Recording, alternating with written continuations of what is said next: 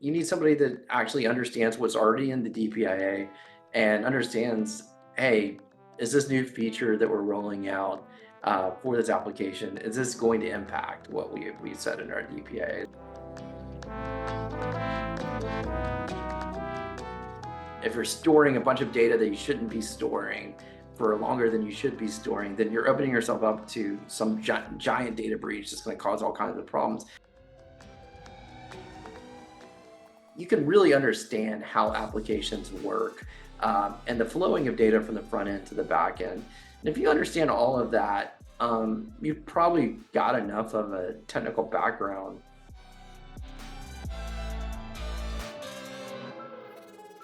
Hello everyone, I am Sergio Maldonado and this is Masters of Privacy, a set of interviews covering the intersection of marketing, data, privacy and technology with a clear goal in mind, which is redefining the relationship between people, brands and media around transparency and control. Which is to say, we're aiming for real customer centricity, or if you will, human centricity. We regularly talk to DPOs, CMOs, CDOs, and whoever else we find interesting and able to share valuable insights. So we hope you like it. Please do reach out if you have any ideas on future topics or speakers.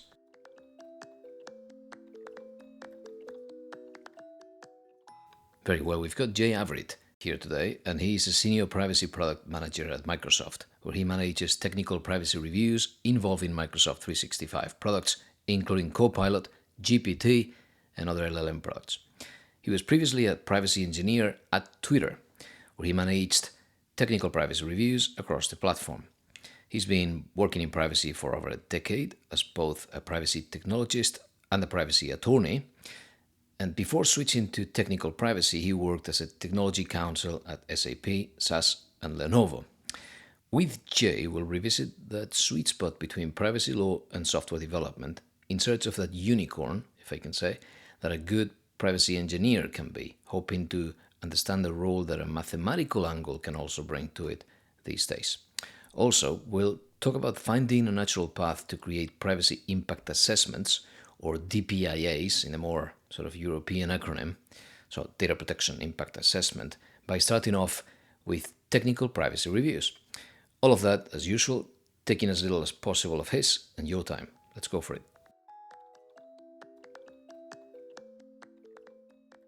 Jay, thanks for joining me. Thanks so much for having me, Sergio. Real pleasure. Jay, I think you're in a very good position to help us understand what a privacy engineer really is.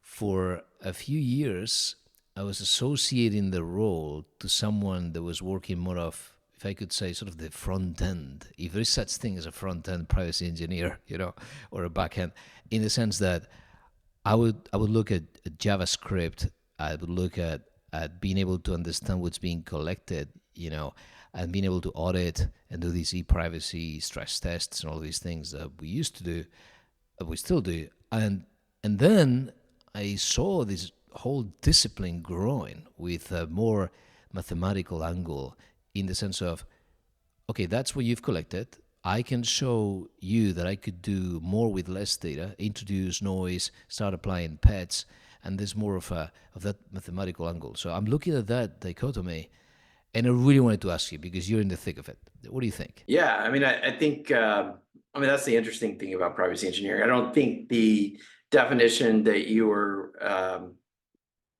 attributing it to was necessarily wrong. It just wasn't broad enough. I think it's probably where it was. I mean, I think, there are folks out there that are knee deep in software coding that properly classify themselves as a privacy engineer, because they're working on privacy tools, creating things that help with privacy, but it's mainly software engineering with a privacy specialty there. But as you pointed out, there's also folks really deep into the mathematical angle of it, doing differential privacy, where you've got to have a very strong statistical background to be able to work on differential privacy to the extent that you can assure that a certain data set is anonymized. Because I mean, a lot of times teams will come to me and say, "Hey, we did some hashing, so this is anonymized, right?" I'm like, "No," because you've got to the like under the GDPR anonymization is defined as you taking reasonable steps to ensure that, but that reasonable steps is has been defined as pretty tough under something. So you need somebody with that strong math background to be able to perform the differential privacy. Then you got folks working more on that are privacy engineers, working more on the privacy by design aspect of it, and working on technical privacy reviews, which is the lion's share of what I do, which is when features are being released, uh, having discussions with engineers around, okay, let's look at your designs. How can we make sure that privacy is baked into that design on the front end before they actually start their development? And then we've got to go back later and say, hey, we can't release this. This has got a privacy issue. So yeah, technical privacy review is something I've heard you mention a few times. I'm really interested by the concept, and I mean, I think we've been doing it in one way or another, and we need a label for that, and that's very welcome. Yeah, and how do you see that evolving? There probably needs to be some kind of standardization because I mean we have DPIAs, we have PIAs, which are more, I don't know, I guess legalistic documents that you're producing for regulatory bodies. But there's nothing. Uh, Everyone is documenting technical privacy reviews in different ways. Some folks use Jira and just will write their approvals in a Jira ticket, or some folks use their homegrown solutions like but there's all kinds of different ways of doing it. And I mean that was one of the things that I was thinking through the other day. I mean the GDPR and CCPA require DPIAs, but there's really no throughout the US and a lot of other geos, there's nothing that requires you to do any kind of privacy assessment outside of those regulations if you're going into those geos. And I was just thinking through how much software is probably released would never being looked at from a privacy angle. And then you take that like comparatively to other areas where like for example if you're buying meat anywhere it's definitely been inspected at some point, or if you're building something there's all kinds of inspections that have been done on that building site and make sure it's safe. But so much of software is being released with not only no privacy assessments or security assessments. And I think that's where we get in trouble. A lot of big organizations are thinking through privacy, and at least they may be failing, but at least privacy was considered. But in smaller organizations, the privacy was probably never considered. And it's amazing, probably the amount of data being collected by these organizations, and they're just not equipped to be able to handle that. So anyway, that's a long rant to say it would be great if we had some kind of comprehensive privacy law in the US, or just something that required software companies to do assessments. So at least we would have some feeling as a user that okay, somebody has looked at this from a privacy angle. They may not have respected my privacy enough, but at least it's been looked at.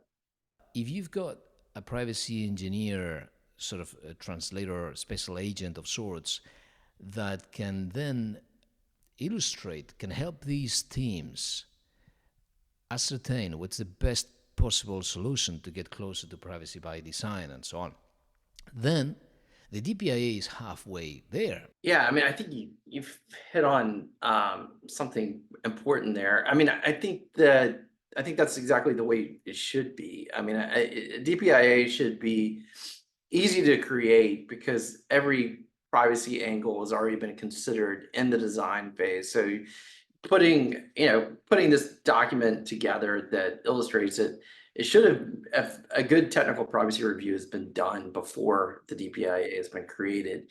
You already know that. And I mean, a lot of times I'm working on doing reviews for things that a DPIA has already been created for, but we're working on a feature where it may impact what we stated in the DPIA. So you need somebody that is actually one can take things that where a DPIA has not been created, do some analysis, bake all privacy into the design and document it well. So when you're actually creating a DPIA, this is an easy process because we've already considered all of these things. We know what data is being collected. We know how it's being processed. We already know all of this information because it was all documented in our technical privacy review.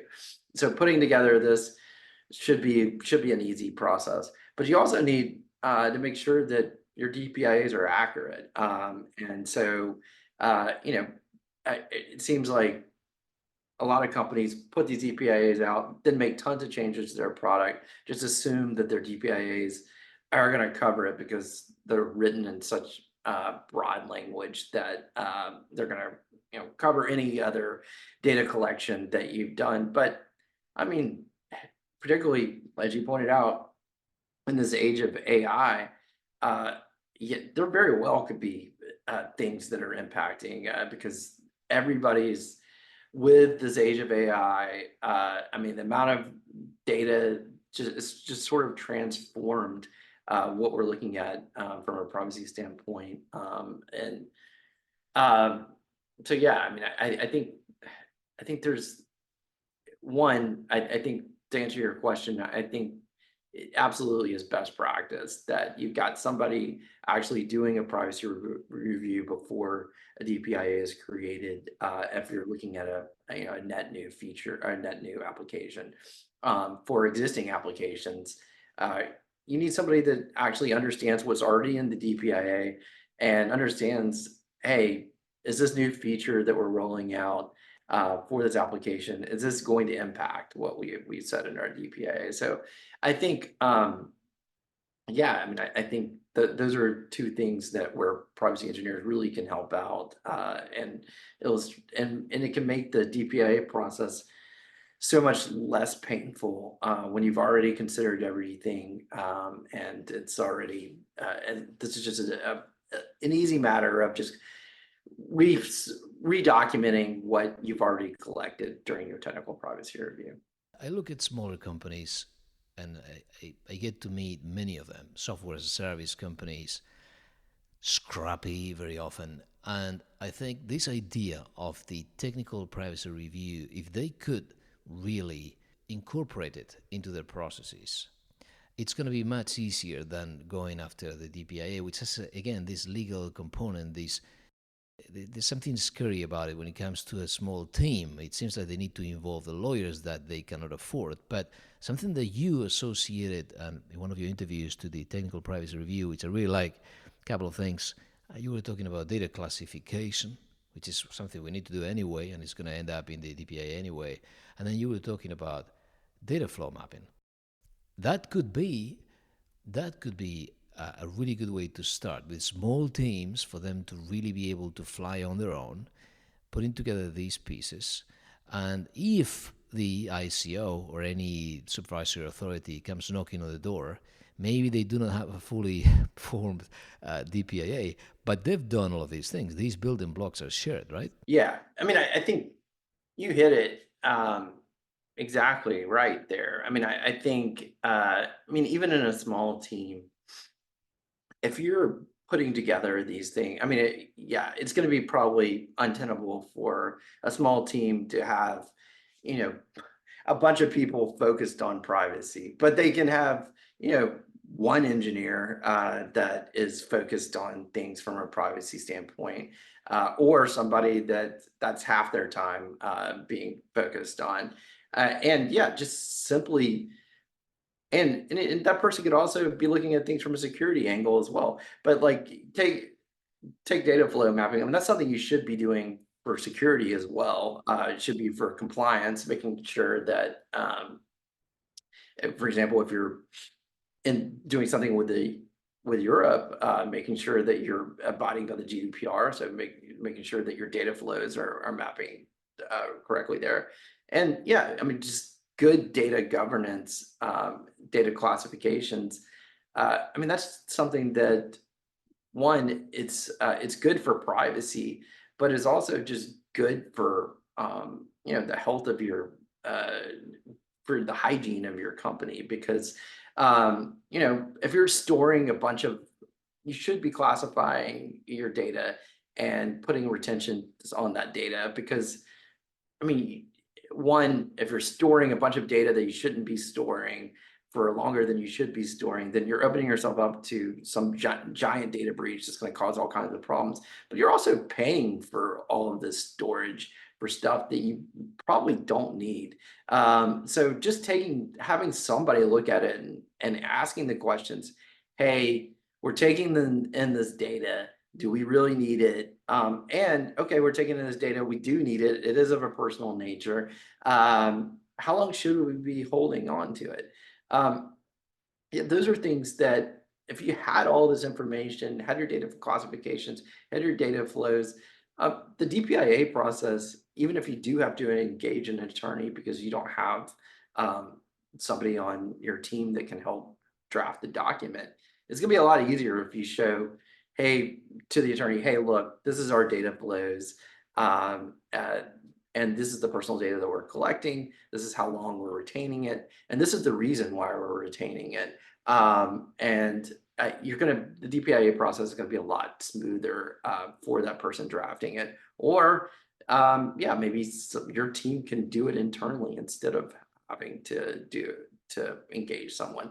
So, yeah, I mean, I think, yeah, it's easy for me to say everything should go through a technical privacy review when I'm speaking from the standpoint of a big tech company where we've got, you know, a fair amount of people in privacy that it can perform these technical privacy reviews. Whereas a small shop, I mean, they've got, I don't know how many engineers, but they don't have the capacity to have somebody full time doing that. So I think it's even if that person's full-time job is not doing privacy, if you could educate them enough to that, and then I think it's going to help your team and build out and make things easier for you in the long run. So speaking of educating, right? So a more philosophical question, if I could call it that, you tell me. Um, how do you approach the potential threats, right? So if I'm trying to teach a team to address the threats so they can come up with some measures, I could go through the privacy by design principles and through previous issues. I could look at Solovi. So if you look at the IAPP CIPT, right, which I've been teaching quite a lot, in the end, we've been sort of building on top of Solovi's taxonomy quite a lot. So Yeah. look at court cases, common law, things that happened. And I don't know if you saw recently, there was a bit of a fight I don't know if a fight, there was a debate, right, with Ryan Callow and I think Professor Angel was working with him on this paper, basically saying that this thing needed to be refreshed somewhat so that I don't want to walk, I don't need to walk into a debate, but simply to ask about the framework, right? What they were saying is that maybe we need to zoom out and start looking at the actual values being protected. That's how I interpret this, right? So instead of going after all of these threats, which will evolve over time, and you need to keep updating, as Dan Solovi has been doing, right? If you had insight what you really want to protect, as for example, when we differentiate in the EU between data protection and privacy, right? Sort of long-term freedom choices. If Right. you've got that insight, then you can see the ultimate goal so you can appreciate which are the threats. But if you look at very specific threats, you need a whole menu of them. How do you approach that yourself? Yeah. I mean, that is an interesting question. Yeah. I mean, I've looked at Sulov's taxonomy and the NIST and those things are great in terms of like for example, I've used the NIST when I was in consulting to where a company really didn't have great privacy controls. So to like actually create privacy controls, I think the NIST is a good framework to start from scratch and putting those privacy controls in place. As far as like making decisions about, oh, hey, is this privacy threats? I'm honestly, that's not something that I go back and look at. Hey, let's look at Phillips taxonomy and or the NIST and see if this is a privacy threat. I mean, honestly, the vast majority of my the way I look at it as a threat is one, putting myself in the shoes of the user and looking at it from their angle and say, okay, is this something that would bother me as a user? And thinking through that, because I mean, I think really, you know, the GDPR principle that really strikes me the most is, well, there's a lot that I like, data minimization, obviously, but just fairness. I think because you can't do it strictly from the user's point of view because there may be some reasons, like in a government standpoint, where they're going to collect more information than you want them to collect because they're the government. But what you need to do is, what I really think is just overall, are we being transparent and fair to the individual? Because I mean, you can look at all these models and threads and think of through all that, but really, what's going to really get yourself into paper, which is my biggest concern when I'm doing a privacy review is how can I prevent us from us being on the front page of the New York Times? Which I mean, if I approve the wrong thing, it's very well could happen. And I think through, okay, well, if I think through it as a user, how much this is going to bother me or what the potential impact is to me as a user, it seems like it's going to prevent you from those big flashy stories and even story even outside of that, it's just like if you're making sure that whatever you're doing is fundamentally fair and transparent to the user, I mean, you're respecting privacy and you can, you know, the look at it, you don't have to. I mean, I'm not turning back to the GDPR or CCPA every time I have a privacy question because, you know, really the core of it is, well, you need those laws to understand the retention periods and understand how anonymization is defined and understand those kind of things. But if you are being fundamentally fair and transparent, um, then you know you're going to likely abide by those laws as long as you understand whatever other regulations are, I mean, whatever they're saying about data retention or whatever. But yeah, I mean that's really the crux of what I look at. That's a very good point. I mean, empathy goes a long way. You know, put yourself in the customer's shoes. Someone told me, I don't know if he was doing an interview, maybe it's recorded, I can't remember, that there was a markers event and someone handed out tiny little mirrors to every one of the attendees. And on the mirror, it said, your customer. So you could finally put yourself in the shoes and understand everything you do. You know, you do it to yourself. That's very good. So, Jay, last question. Any tips on? I mean, there's a lot of people that want to be privacy engineers. It used to be, again, as I was saying, we didn't have pets in the horizon. We didn't have, homomorphic encryption and trusted execution environment. We didn't have any of these things that we've been going through in depth. But there's got to be a way to not go as deep. And I see there's plenty of room for those that are able to communicate and not be, again, sort of so deeply ingrained in the development team, but instead being able to act as a bridge between legal, right, even across borders. I don't know. Any tips that you would have for someone that wants to start a career in this space? Yeah, I think you hit it. I mean, I think that there definitely is a spot for people that one can have enough technical background that they can actually talk to engineers and interpret what the engineering team has to say. Because I mean, a lot of times that is what I'm doing, is trying to understand what exactly they're doing by asking the right questions. And then being able to interpret what they're saying, for example, I'll be on a privacy review call, and I'll have engineers on there with me, and then I'll have an attorney with me. And the attorney, I'll be like, hey, do you have any thoughts on what they just presented?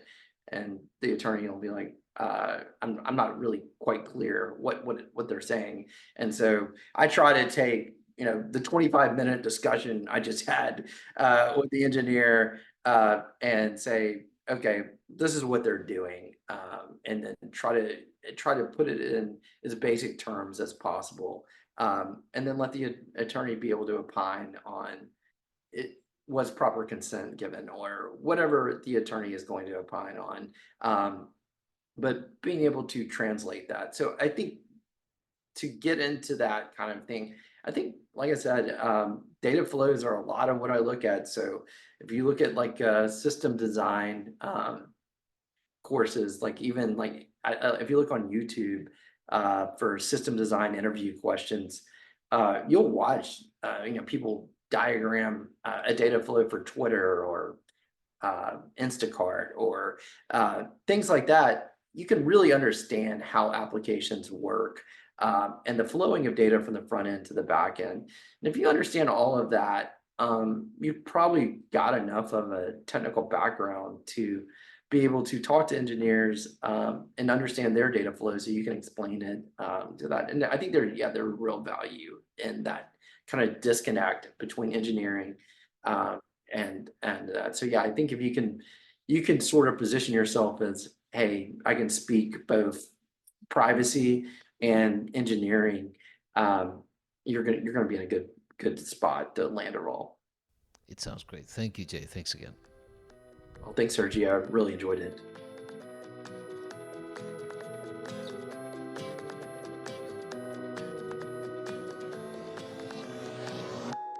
Okay, that's all for today. Please follow the Masters of Privacy channel on LinkedIn if you want to find some interview transcripts, cheat sheets, and other useful resources and surprises every now and then. On top of that, episode notes and other feeds are available on mastersofprivacy.com. Thank you for listening.